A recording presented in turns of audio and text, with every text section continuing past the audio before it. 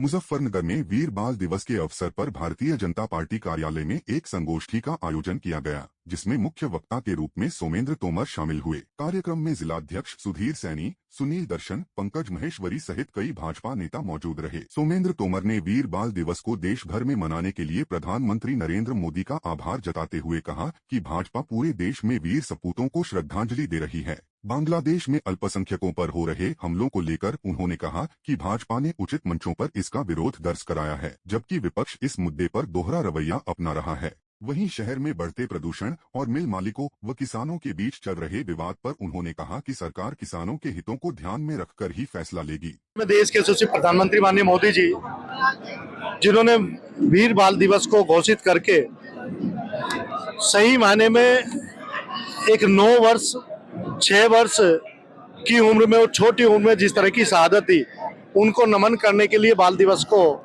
मनाने का संकल्प लिया और पूरे देश के अंदर मनाया जा रहा है। भारतीय जनता पार्टी के द्वारा लगातार कार्यक्रम किए जा रहे हैं। आज उसी के क्रम में हम लोग मुजफ्फरनगर आए हैं और वीर बाल दिवस का कार्यक्रम यहाँ पर मुजफ्फरनगर, देखिए बड़ी दुखद घटना है और हमारी सरकार के द्वारा विरोध भी उचित प्लेटफॉर्म पर प्रकट किया गया है और पूरे देश के अंदर इस घटना को लेकर आक्रोश भी है। लेकिन दुख ये भी है कि विपक्ष का कोई नेता अभी तक इस पर किसी का कोई बयान नहीं आया।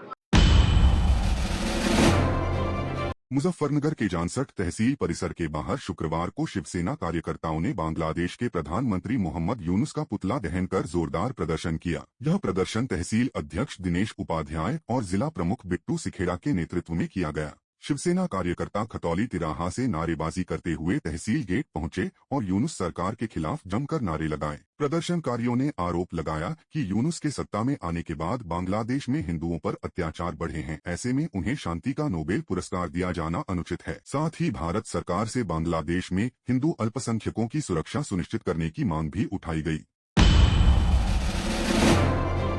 सहारनपुर जिले के गंगोह थाना क्षेत्र की रहने वाली पीड़िता सारूना ने मुजफ्फरनगर पुलिस की कार्यशैली पर गंभीर सवाल खड़े किए हैं। पीड़िता का आरोप है कि भौरातला थाना क्षेत्र के शिकारपुर गांव निवासी शाहरुख ने उसके साथ जबरदस्ती बलात्कार किया और सामाजिक दबाव में शादी की, लेकिन शादी के कुछ समय बाद ही आरोपी सऊदी अरब चला गया। इसके बाद ससुराल पक्ष ने पीड़िता के साथ मारपीट, मानसिक उत्पीड़न और जान से मारने की धमकियां देना शुरू कर दिया। परेशान होकर पीड़िता ने भौरातला थाने में शाहरुख समेत 5 लोगों के खिलाफ 498A, 506, 323, 307 और दहेज प्रतिषेध अधिनियम की धाराओं में मुकदमा दर्ज कराया, लेकिन आरोप है कि पुलिस ने अब तक कोई ठोस कार्रवाई नहीं की है। पीड़िता का कहना है कि आरोपी खुलेआम घूम रहे हैं और लगातार धमकियां दे रहे हैं, जिससे उसकी जान को खतरा बना हुआ है।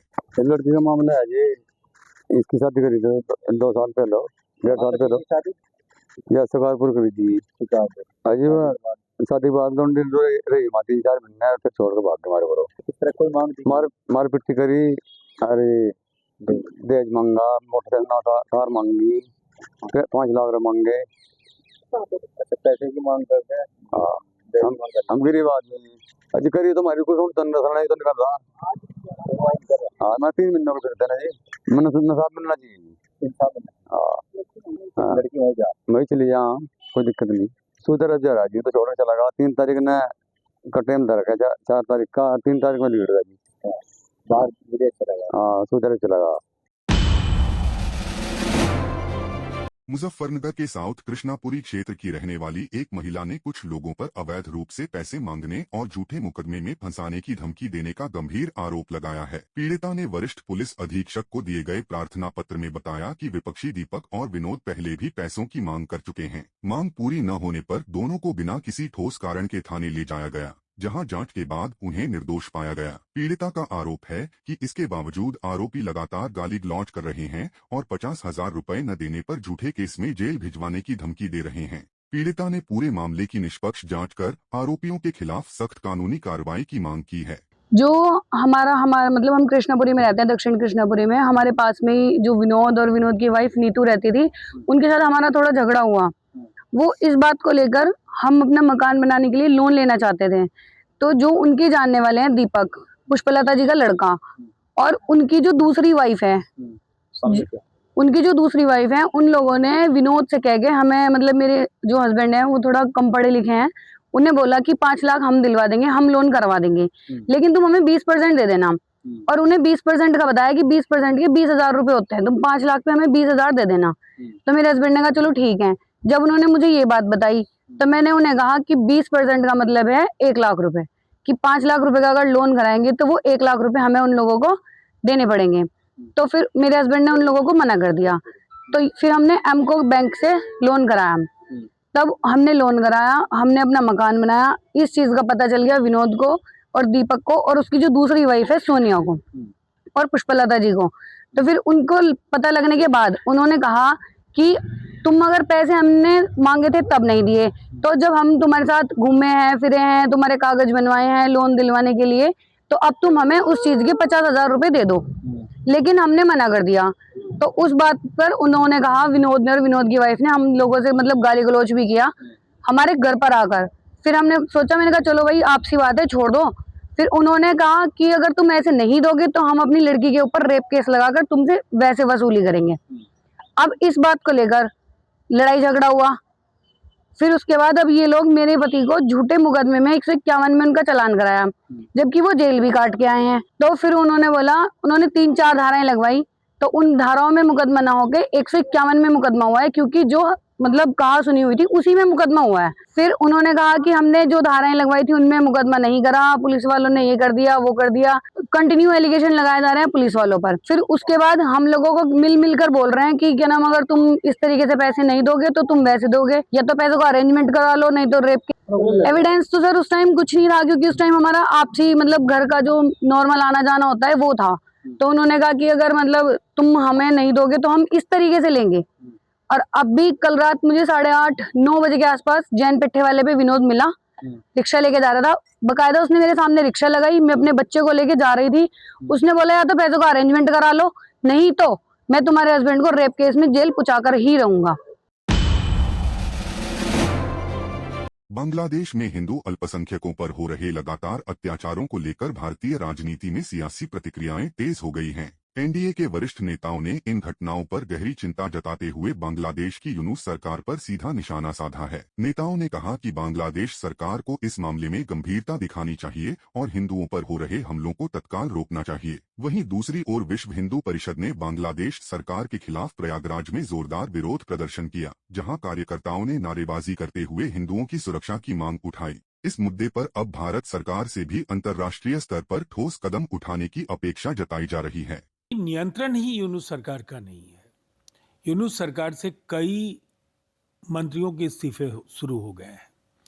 ये कठपुतली सरकार बांग्लादेश की जो बुनियाद है, जिस धर्मनिरपेक्षता की बुनियाद पर बंगबंधु शेख मुजीबुर रहमान ने मुक्ति वाहिनी के संघर्ष के बाद विश्व के मानचित्र पर बांग्लादेश को स्थापित किया।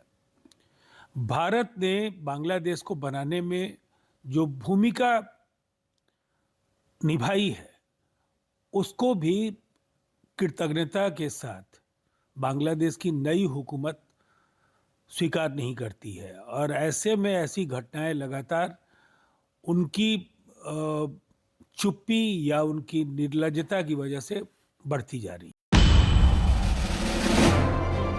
जम्मू के कटरा में स्थित Shri Mata Vaishno Devi institute of medical excellence को लेकर एक बार फिर विवाद गहरा गया है। श्री माता वैष्णो देवी संघर्ष समिति ने आरोप लगाया है कि शैक्षणिक सत्र 2025 से 26 में मेडिकल कॉलेज की 50 सीटों में से 42 से 45 सीटों पर मुस्लिम छात्रों को दाखिला दिया जा रहा है, जिसका समिति विरोध कर रही है। समिति का कहना है कि यह medical college Shri Mata Vaishno Devi shrine board से जुड़ा है और इसकी आय का मुख्य स्रोत माता वैष्णो देवी के श्रद्धालुओं द्वारा दिया गया चढ़ावा है। ऐसे में दाखिले की नीति पारदर्शी और संतुलित होनी चाहिए। शनिवार को जम्मू में समिति से जुड़े कार्यकर्ताओं ने लोक भवन के बाहर जोरदार प्रदर्शन किया, जहां पुलिस ने बैरिकेडिंग कर प्रदर्शनकारियों को रोकने की कोशिश की। फिलहाल पूरे मामले को लेकर प्रशासन और श्राइन बोर्ड की ओर से स्थिति पर नजर रखी जा रही है।